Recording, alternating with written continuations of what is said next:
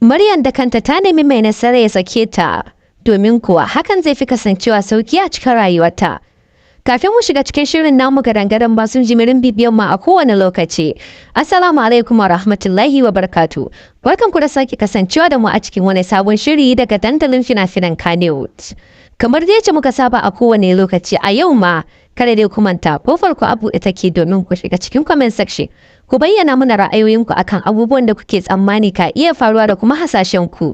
A ci gaba da haska wannan shirin mai dogon zango da kuka fi sani da labari na. Bugu da ƙari idan dai har wannan ne karon ku na farko ku daure ku danna mana subscribe.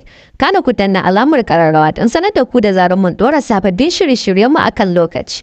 Yanzu kuma za mu ɗora daga inda muka tsaya. Maryam wacce ta kasance uwar gida kuma mata abokiyar zaman mai nasara ta nemi ya sauwake mata ya sake ta domin ta je ta nemi wani ta aura. Wannan fa ba wani karamin abun mamaki bane domin kuwa ga duk wanda ya san rayuwar mai nasara da kuma Maryam ya san cewa sun yi matukar shakuwa da juna. Sun zama daya ba wani abu wanda yake raba su hatta ma da bacci baya raba su sai bayan da mai nasara ya aure Dr. Asiya.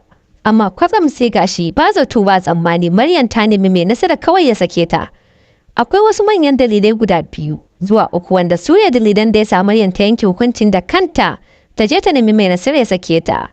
Idan dai har ba ku manta ba, mahaifiyar a gurin Maryam wacce ita ce ta durkusa ta yi nakuda har ta haifi Maryam kuma ta bata reno ta bata tarbiyya.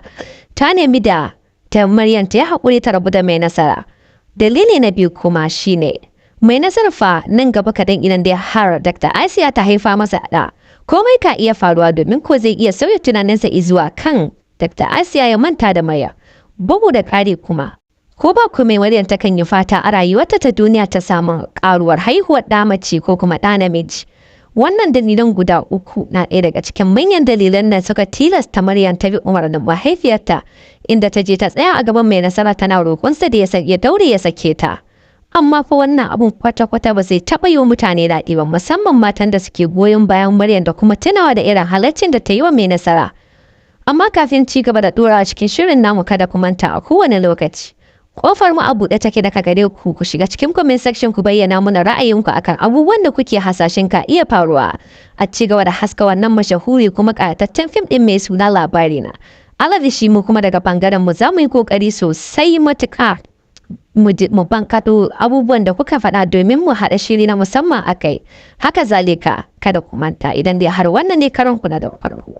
Ku daure ku danna mana subscribe kana ku danna alamar ƙararrawa don sanar da ku da zaran mun dora sababbin shirye-shiryen mu akan lokaci. Yanzu za mu dora daga inda muka tsaya. Mai nasara dai tun da aka fara shirin labari na.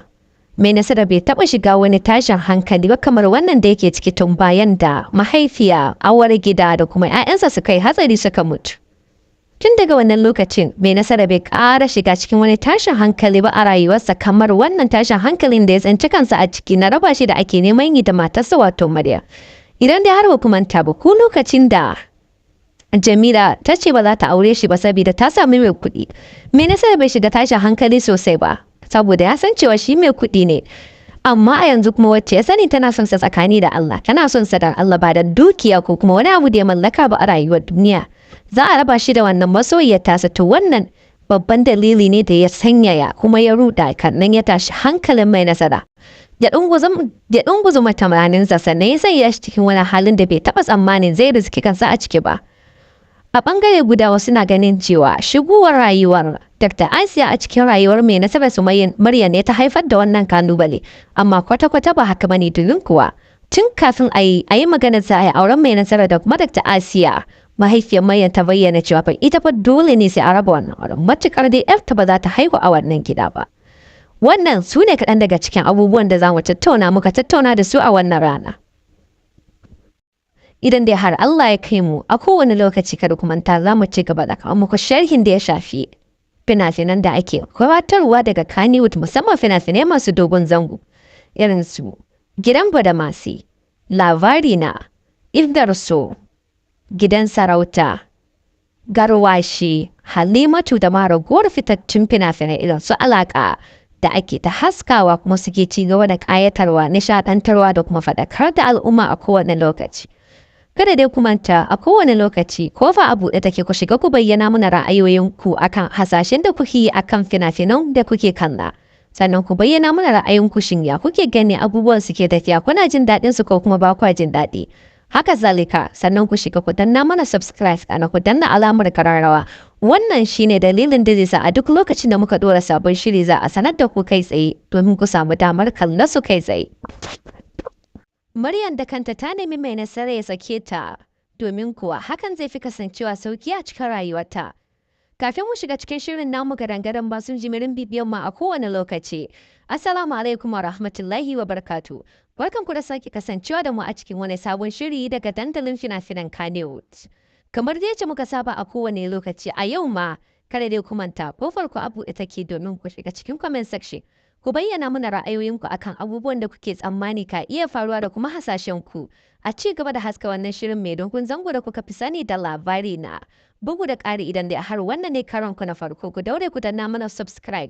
Kana ku danna alamar ƙararrawa don sanar da ku da zarar mun ɗora sababbin shirye-shiryen mu akan lokaci. Yanzu kuma za mu ɗora daga inda muka tsaya. Maryam wacce ta kasance uwar gida kuma mata. Abokiyar zaman mai nasara ta nemi ya sauwake mata ya sake ta domin ta je ta nemi wani ta aura. Wannan fa wani karamin abun mamaki ba ne domin kuwa ga duk wanda ya san rayuwar mai nasara da kuma Maryam ya san cewa sun yi matukar shakuwa da juna. Sun zama ɗaya ba wani abu wanda yake raba su hatta ma da bacci baya raba su sai bayan da mai nasara ya aure Dr. Asiya. Amma kwatsam sai gashi ba zato ba tsammani Maryam ta nemi mai nasara kawai ya sake ta. Akwai wasu manyan dalilai guda 2 zuwa 3 wanda su ne dalilan da ya sa Maryam ta yanke hukuncin da kanta ta je ta nemi mai nasara ya sake ta. Idan dai har ba ku manta ba, mahaifiyar a gurin Maryam wacce ita ce ta durkusa ta yi nakuda har ta haifi Maryam kuma ta bata reno ta bata tarbiyya. Ta nemi da ta Maryam ta yi haƙuri ta rabu da mai nasara. Dalili na biyu kuma shine mai nasara fa nan gaba kadan idan dai har Dr. Asiya ta haifa masa ɗa. Komai ka iya faruwa domin ko zai iya sauya tunaninsa izuwa kan Dr. Asiya ya manta da Maryam. Bugu da ƙari kuma ko ba ku mai Maryam takan yi fata a rayuwarta ta duniya ta samu ƙaruwar haihuwar ɗa mace ko kuma ɗa namiji. Wannan dalilan guda 3 na ɗaya daga cikin manyan dalilan da suka tilasta Maryam ta bi umarnin mahaifiyarta inda ta je ta tsaya a gaban mai nasara tana roƙonsa da ya daure ya sake ta. Amma fa wannan abun kwata-kwata ba zai taɓa yi wa mutane daɗi ba musamman matan da suke goyon bayan Maryam da kuma tunawa da irin halaccin da ta yi wa mai nasara. Amma kafin ci gaba da ɗorawa cikin shirin namu kada ku manta a kowane lokaci. Kofar mu a buɗe take daga gare ku ku shiga cikin comment section ku bayyana mana ra'ayinku akan abubuwan da kuke hasashen ka iya faruwa. A ci gaba da haska wannan mashahuri kuma ƙayataccen fim ɗin mai suna labari na. Alavishi mu kuma daga bangaren mu za mu yi ƙoƙari sosai matuƙa mu bankaɗo abubuwan da kuka faɗa domin mu haɗa shiri na musamman a kai. Haka zalika kada ku manta idan dai har wannan ne karon ku na da farko. Ku daure ku danna mana subscribe kana ku danna alamar ƙararrawa don sanar da ku da zarar mun ɗora sababbin shirye-shiryen mu akan lokaci. Yanzu za mu ɗora daga inda muka tsaya. Mai nasara dai tun da aka fara shirin labari na. Mai nasara bai taɓa shiga wani tashin hankali ba kamar wannan da yake ciki tun bayan da mahaifiya, awar gida da kuma 'ya'yansa suka yi hatsari suka mutu. Tun daga wannan lokacin, mai nasara bai ƙara shiga cikin wani tashin hankali ba a rayuwarsa kamar wannan tashin hankalin da ya tsinci kansa a ciki na raba shi da ake neman yi da matarsa wato Maryam. Idan dai har ba ku manta ba ku lokacin da Jamila ta ce ba za ta aure shi ba saboda ta sami mai kuɗi. Mai nasara bai shiga tashin hankali sosai ba saboda ya san cewa shi mai kuɗi ne. Amma a yanzu kuma wacce ya sani tana son sa tsakani da Allah, tana son sa da Allah ba da dukiya ko kuma wani abu da ya mallaka ba a rayuwar duniya. Za a raba shi da wannan masoyiyar tasa to wannan babban dalili ne da ya sanyaya kuma ya ruɗa kannan ya tashi hankalin mai nasara. Ya ɗunguzu matamaninsa sannan ya sanya shi cikin wani halin da bai taɓa tsammanin zai riski kansa a ciki ba. A ɓangare guda wasu na ganin cewa shigowar rayuwar Dr. Asiya a cikin rayuwar mai nasarar su Maryam ne ta haifar da wannan kalubale, amma kwata-kwata ba haka bane domin kuwa tun kafin a yi maganar za a yi auren mai nasara da kuma Dr. Asiya. Mahaifiyar Maryam ta bayyana cewa fa ita fa dole ne sai a raba wannan auren matuƙar dai ‘yarta ba za ta haihu a wannan gida ba. Wannan su ne kaɗan daga cikin abubuwan da za mu tattauna muka tattauna da su a wannan rana.